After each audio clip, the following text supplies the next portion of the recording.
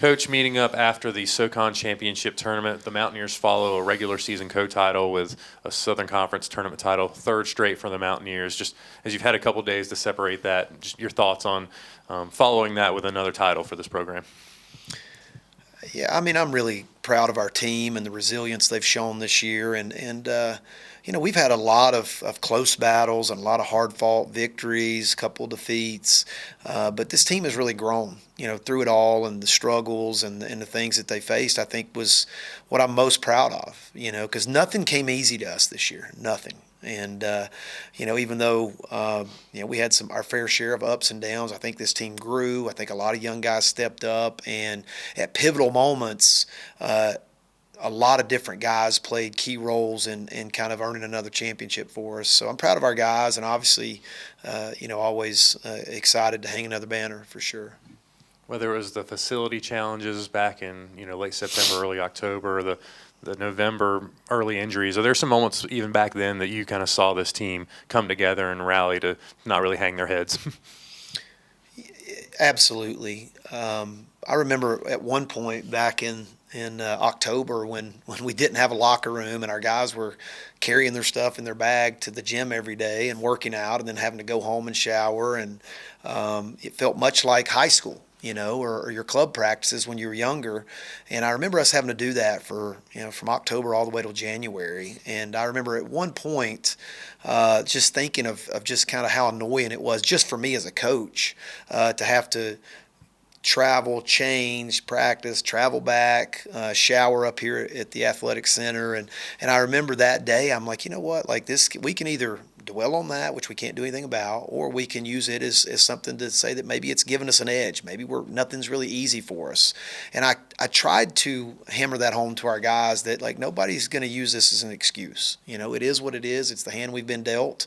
But we got to find some good and positive in it. And I think also maybe it makes you appreciate the nice things we do have when they're taken away from you for a short stint of time. And I really tried to hammer that home to our guys. But like I mentioned earlier, there was nothing easy. Nothing was given to us this year. Nothing was easy. We had to fight and claw for every single thing we got. And, I think that's the thing I'm most proud of up to this point.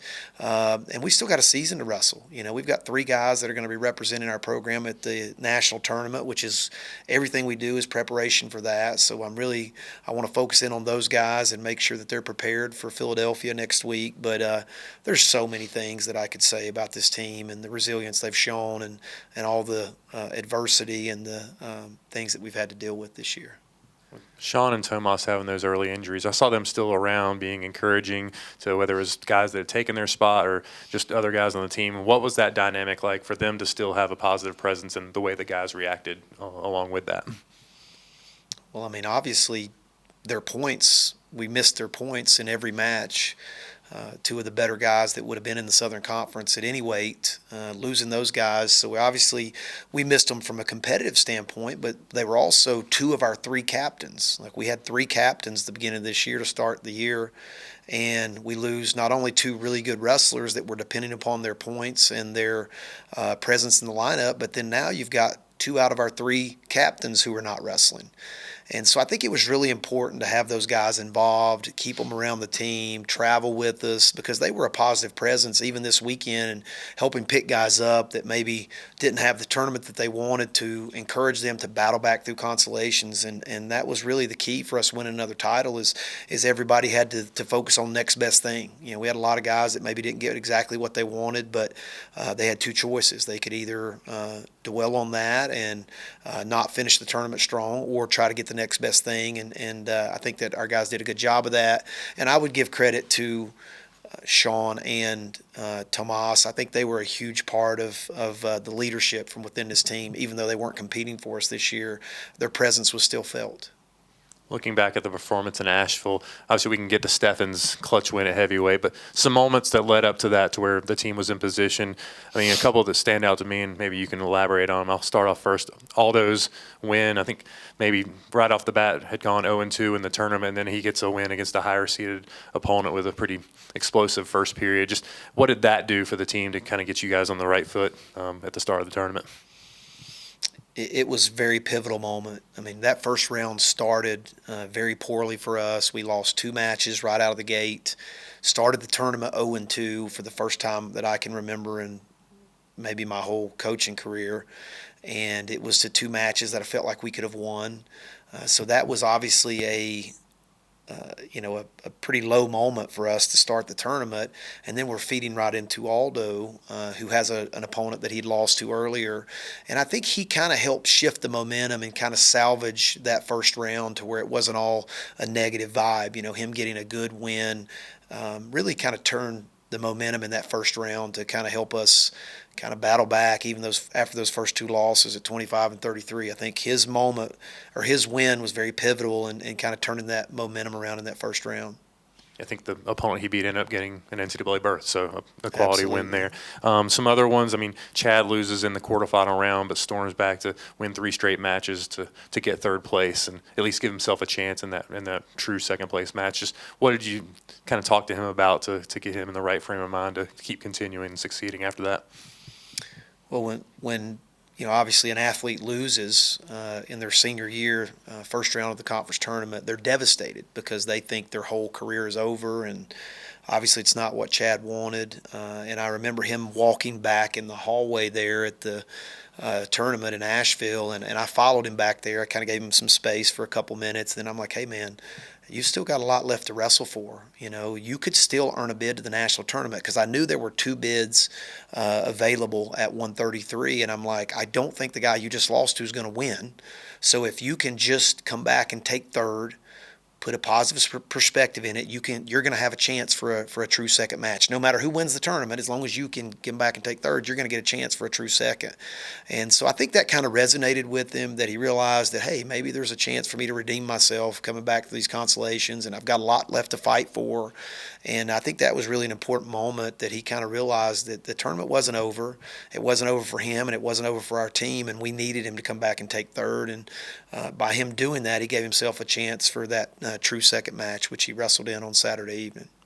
Maybe one more, if you have more too. I know Carson dropped a tough semifinal one, but was among your top point scorers because in his victories he had, I think, 2 pins and 1 major, and just his ability to still be so productive for the team and points that ended up mattering at the end.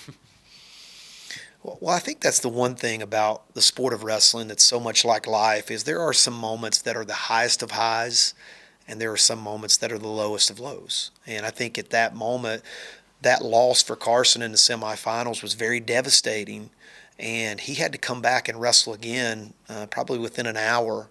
And instead of feeling sorry for himself, he needed to bounce back and kind of put that loss behind him. And that's hard to do because it was a very devastating moment. Obviously, he's worried if he's going to be able to make it to the national tournament, and really kind of had the match in hand with 15 seconds left and made a very critical mental error that cost him the match. And that was one of those matches that was just devastating. The way it all played out, the way he lost, he had the match in hand, and just it was a very devastating moment. And so hats off to him for not only having to deal with that and come back and win to give himself a chance to get an at-large bid, but also to score as many points as he possibly could coming back through consolations. And I think him getting a pin and a major decision in those matches really made a difference in the team score.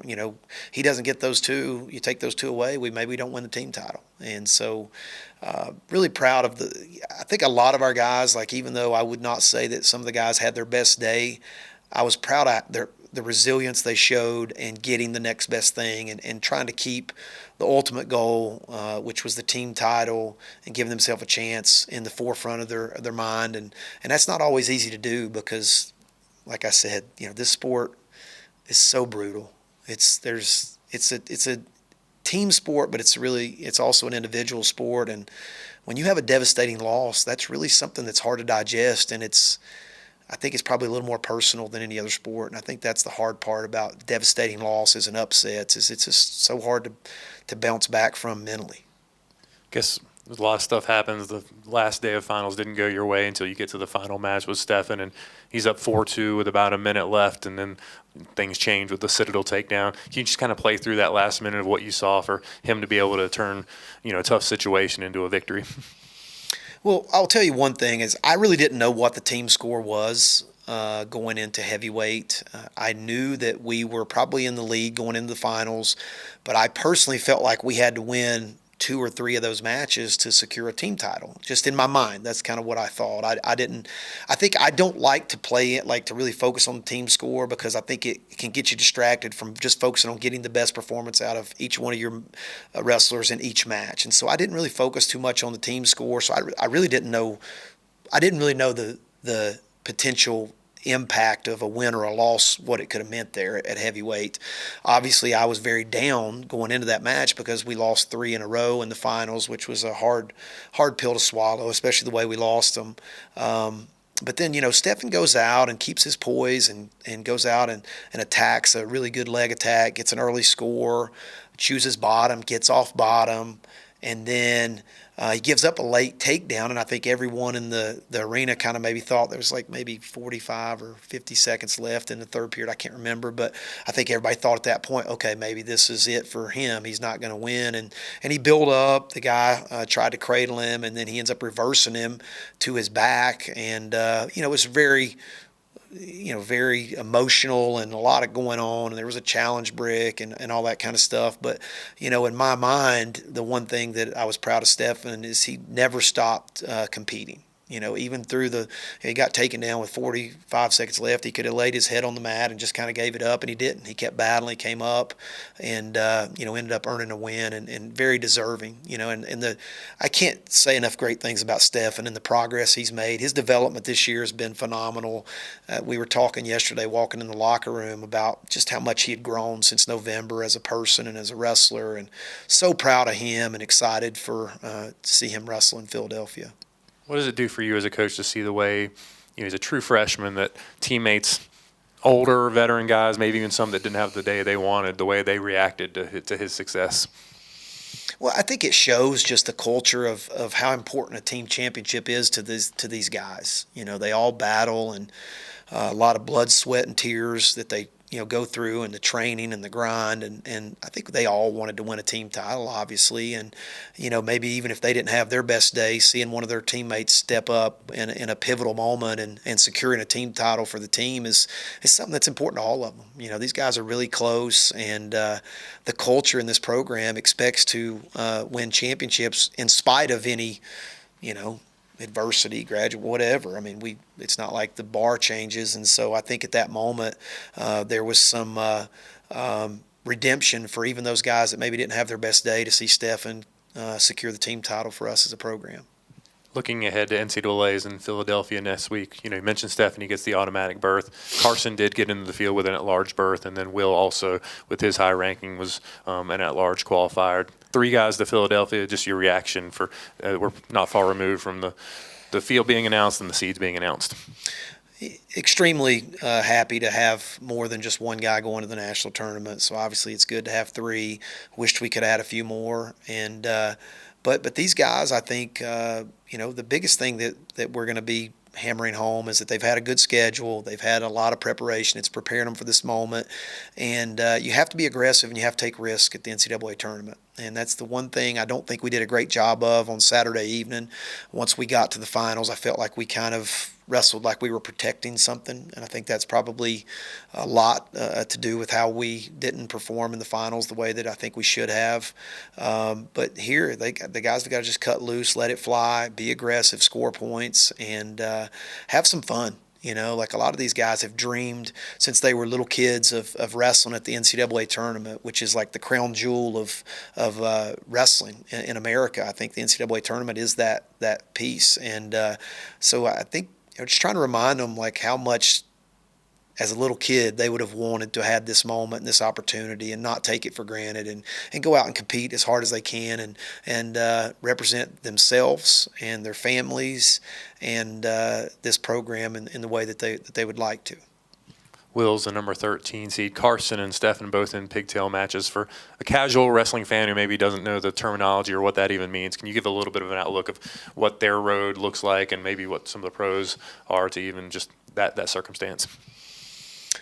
Well, first of all, I will say that the seeds really don't matter. I mean, they do matter, but they don't matter. Like, you have to be ready to wrestle no matter what your seed is, whether it's a really high seed or a really low seed, because you're going to see guys this year, as in every other year, you're going to see really low seeds All-American, and you're going to see really high seeds that don't All-American.